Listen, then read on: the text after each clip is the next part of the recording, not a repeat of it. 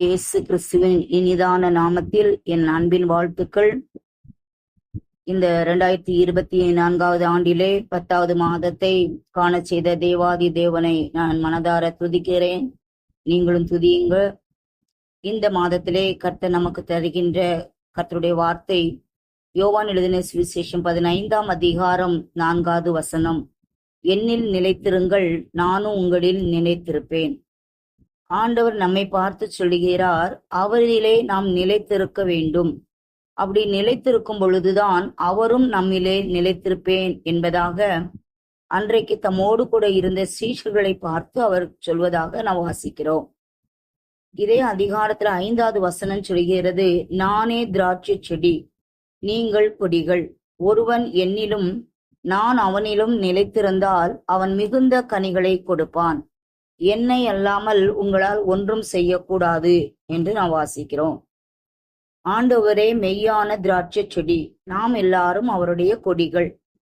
கொடியானது அந்த திராட்சை செடியிலே ஒட்டப்பட வேண்டும், அதை சார்ந்து இருக்க வேண்டும், அதிலே நிலைத்திருக்க வேண்டும். அப்படி இருக்கும் பொழுதுதான் அது நல்ல கனிகளை, மிகுந்த கனிகளை அது கொடுக்க முடியும். அன்பான தேவ பிள்ளைகளே, வேதத்தை நாம் வாசிக்கிறோம். சங்கீதங்களின் புஸ்தகம் 37:27 இவ்விதமாய் சொல்கிறது, தீமையை விட்டு விலகி நன்மை செய், என்றென்றைக்கும் நிலைத்திருப்பாய். தீமையை விட்டு விலக வேண்டும், நன்மை செய்ய வேண்டும், அப்பொழுது நாம் நிலைத்திருக்க முடியும். ஆண்டவர் தீமையை பார்க்காத சுத்த கண்ணன் என்று வேதம் சொல்கிறது. நாம் நிலைத்திருக்க வேண்டும் என்றால் தீமையை விட்டு விலக வேண்டும், நன்மையை செய்ய வேண்டும்.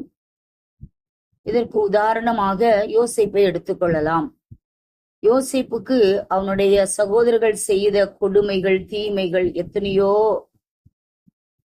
எண்ண முடியாத அளவுக்கு ஒரு வாலிபனான 17 வயது கொண்ட யோசேப்புக்கு அநேக துன்பங்களை, கஷ்டங்களை அவனுடைய சகோதரர்கள் கொடுத்தார்கள்.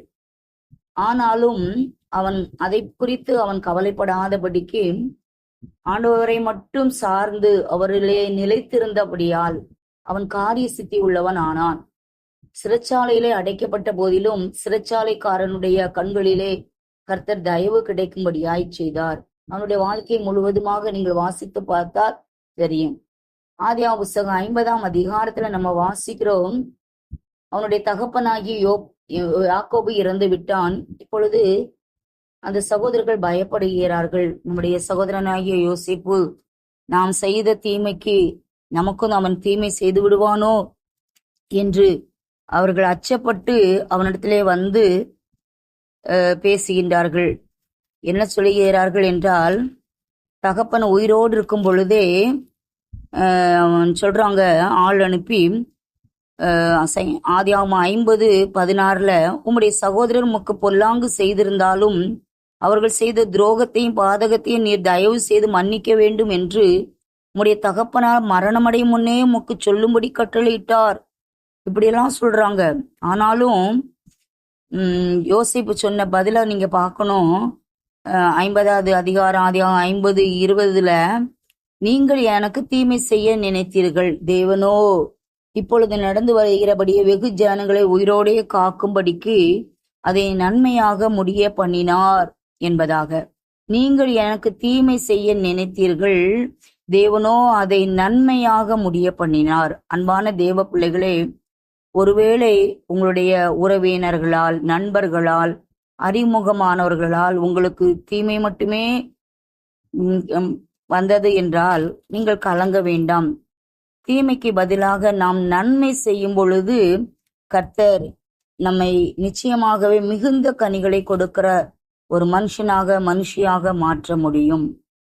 யோசேப்பு இனி வரவே மாட்டான் உயிரோட என்று சொல்லி அவனை விற்று போட்டார்கள். ஆனால் அவனால் அவர்கள் காக்கப்பட்டார்கள். எனவே நாம் அவரிலே நிலைத்திருக்கும் பொழுது அவரும் நம்மிலே நிலைத்திருப்பார். நாம் மிகுந்த கனிகளை கொடுக்க முடியும். யோசேப்புடைய வாழ்க்கையில நிறைய காரியங்களை சொல்ல முடியும். பாவத்திற்கு விலகி ஓடினான். இன்றைக்கு உலகம் பாவத்திலே கரைபட்டு கொண்டு பாவத்திற்கு அடிமையாகி கொண்டிருக்கிறது.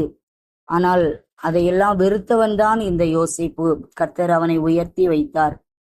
எனவே அவரிலே நிலைத்திருக்கும் பொழுது அவரும் நம்மிலே நிலைத்திருப்பார், நம்மை ஆசீர்வதிப்பார்.